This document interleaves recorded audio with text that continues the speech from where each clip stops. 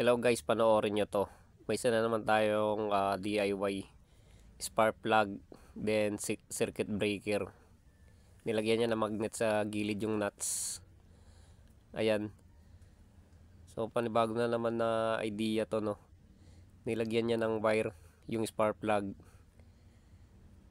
Pinaikot niya doon, then tetapan niya. So make sure para hindi siya mabasa or ano mangyayari sa kanya ground. Tapos nilagay niya yung wire dun sa kabila, negative positive, then kumuha siya ng socket. Ayan, tinornilyo niya doon, bali parang nakaipit siya. Tapos kumuha siya ng socket, saksakan ng charger. Ayan, bali ginawa niya guys, ginawa niyang power bank yung spark plug dun sa may circuit breaker. Ayan guys, galing ng idea niya. So pakishare na lang sa iba. Thank you.